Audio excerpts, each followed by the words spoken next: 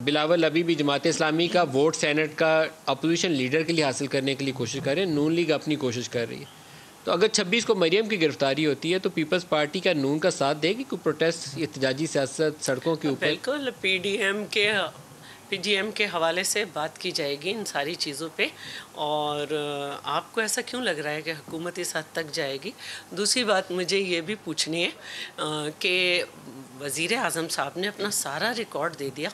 Party funding case में जो है ना, स्टेट बैंक को खुद लेके आना पड़ी सारी चीज़ें, उससे मुकर गए। लेकिन थोड़ा सा इधर भी करवा देते आप फ़ारूक हबीब साहब, और मालम जब्बा की भी केस खुलवा देते।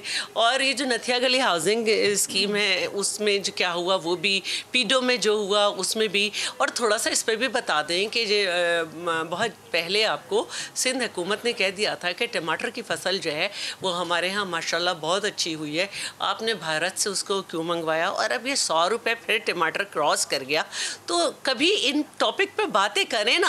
ये पहले आप जब पार्टी फंडिंग का मामला हुआ था, रोते धोते सब पहुंच गए थे कि पीपल्स पार्टी और दूसरी पार्टीज भी करें, और वो मार्क सीगल फिर बताया गया कि भाई वो लॉबिस्ट था, आजकल उसका जिक्र नहीं है। फिर एक फ्रॉड शीट आई, अब फिर फ्रॉड शीट आ गई। भाई आप इतना काम कर रहे हैं, एक पूरा आपका सेल काम कर रहा है, शहजाद अकबर हैं, सब हैं। 18 मैंने फिर कहा 18 मौसम वजीर आज़म ने वहाँ गुजारे। कभी एहसास है कि वहाँ पे कब पकड़ा जाता है? बड़ी मिसालें देते हैं हर जगह के सिस्टम की। तो आप पहले आप एक आ गए, ऐसा हुआ था। जो अपनी चीज़ें हैं कि ये 23 अकाउंट कैसे हुए थे वो नहीं पता कि कैसे हुए थे। तो ये ना इल्ज़ाम की सियासत से निकलना है।